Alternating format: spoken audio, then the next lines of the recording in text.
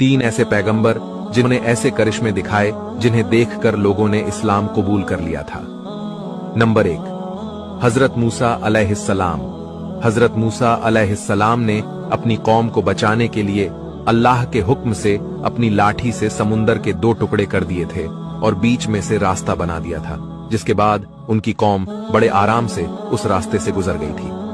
Number 2, ईसा अलैहिस्सलाम। हजरत ईसा अलैहिस्सलाम ने अल्लाह के हुक्म से मुर्दों को जिंदा कर दिया था, जिसके बाद कई लोगों ने इस्लाम धर्म को अपना लिया था। नंबर 3 पर है आपके और मेरे सबके प्यारे और सबके दिलों में रहने वाले हमारे प्यारे आका हजरत मोहम्मद सल्लल्लाहु अलैहि वसल्लम। हमारे आका ने अपनी उंगली के इशारे से चांद के 2 टुकड़े कर दिए थे, जिसे देखकर लोगों ने कलमा पढ़कर इस्लाम कबूल कर लिया था। अगर दिल इजाजत दे तो इस वीडियो को जरूर शेयर।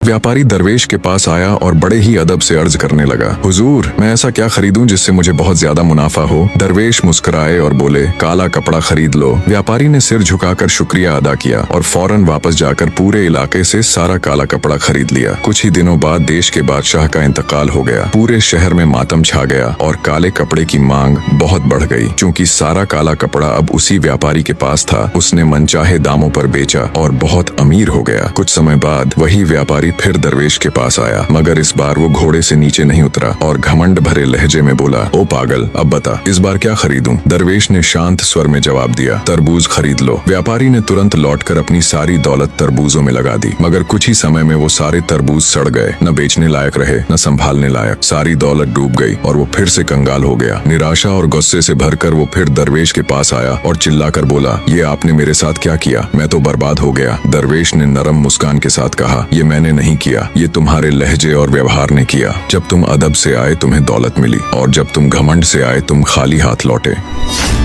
कुतुबुद्दीन ऐबक शिकार खेल रहे थे। उन्होंने तीर चलाया और जब शिकार के नजदीक गए तो देखा कि एक नौजवान उन तीरों से घायल होकर गिर पड़ा है और तड़प रहा है। कुछ ही पल में वह घायल नौजवान मर गया। पता करने पर मालूम हुआ कि वह पास के ही एक गांव में रहने वाली एक बुजुर्ग औरत का इकलौता सहारा था। वह जंगल से लकड़ियां चुनकर बेचता और जो मिलता उसी से अपना और अपनी माँ का पेट पालता था। कुतुबुद्दीन ऐबक उसकी माँ के पास गए और बताया कि उनके तीर से गलती से उसके बेटे की मौत हो गई है। माँ रोते रोते बेहोश हो गई। कुतुबुद्दीन खुद को काजी के हवाले किया और अपना जुर्म बताते हुए अपने खिलाफ मुकदमा चलाने की इजाजत दी।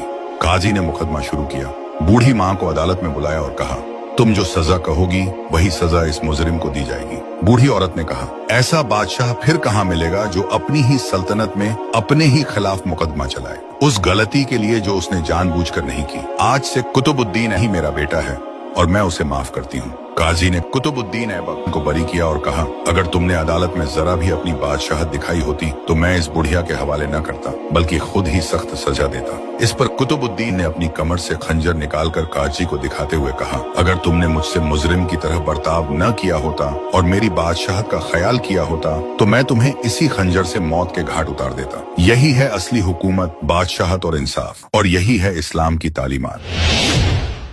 बहुत पुराने जमाने की बात है। एक आदमी था जिसका नाम कारून था। अल्लाह ने कारून को बहुत ज्यादा दौलत दी थी। इसके पास इतने खजाने थे कि उनकी चाबियां भी बहुत से ताकतवर लोग मिलकर उठाते थे। मगर इतनी दौलत हासिल करके कारून के दिल में गुरूर पैदा हो गया। वो ये समझने लगा कि ये सारी दौलत इसने अपनी होशियारी और मेहनत से कमाई है।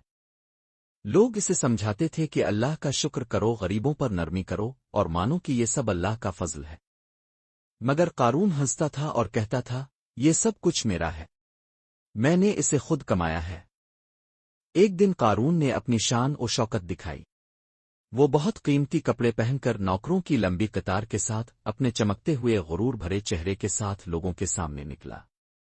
लोग इसे देखकर हैरान थे और कुछ इससे हसद भी करने लगे। फिर अचानक जमीन हिलने लगी। पहले एक छोटा झटका आया, फिर एक बड़ा झटका। देखते ही देखते जमीन इसके कदमों के नीचे खिल गई। कारून अपने बड़े महल्लात और सारे खजानों के साथ जमीन में नीचे धंसता चला गया। इसकी चीखें, इसका बड़ा गुरूर और उसकी सारी दौलत मिट्टी में दफन हो गई। कारून की कहानी हमें यह सबक देती है कि दौलत बुरी चीज नहीं है, लेकिन गुरूर, तकब्बुर इंसान को बर्बाद कर देता है। जो शख्स अल्लाह का शुक्र अदा करता है वो महफूज रहता है और जो तकब्बुर करता है वो खत्म हो जाता है। अरब की एक औरत का वाकया। अरब में एक औरत थी जिसका नाम उम्मे जाफर था। वो इंतहाई सखी और फयाज थी। लोगों में यूं तकसीम करती थी कि दाएं हाथ को बाएं हाथ का इल्म ना होता। कुछ दिनों से वो एक खास रास्ते से गुजरने लगी। इस रास्ते पर दो अंधे बैठे होते थे। ये दोनों सदाएं लगाते। एक अंधा कहता था, इलाही मुझे अपने फजलो करम से रोजी अता फरमा। दूसरा अंधा सदा लगाता, या रब मुझे उम्मे जाफर का बचा हुआ अता कर।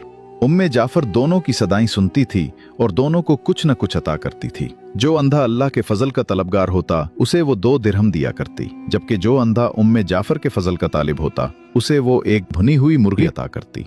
दिलचस्प बात यह थी कि जिसे भुनी हुई मुर्गी मिलती वो अपनी मुर्गी दूसरे अंधे को 2 दिरहम में बेच देता। ये सिलसिला कई दिनों तक चलता रहा। एक दिन उम्मे जाफर उस अंधे के पास आई जो उससे कहा करता था, या रब मुझे उम्मे जाफर का बचा हुआ अता कर। उम्मे जाफर ने उससे पूछा, क्या तुम्हें 100 दिनार मिले हैं? अंधा हैरान हो गया और बोला, नहीं, मुझे तो सिर्फ एक भुनी हुई मुर्गी मिलती थी जिसे मैं 2 दिरहम में बेच देता था। उम्मे जाफर ने कहा, जो अंधा अल्लाह के फजल का सवाल करता था मैं उसे 2 दिरहम देती थी, लेकिन तुम्हें जो मुर्गी देती थी उसके अंदर 10 दिनार डाल दिया करती थी। ये सुनकर अंधे ने अपना सर पीट लिया और चीखने लगा, हाय मेरी कमबख्ती, काश मैं ऐसा ना करता, मैं तो मारा गया। उम्मे जाफर ने बड़ी नरमी से कहा, यकीनन अल्लाह का फजल तलब करने वाला कामयाब है और इंसानों के फजल का तलबगार हमेशा महरूम रहता है।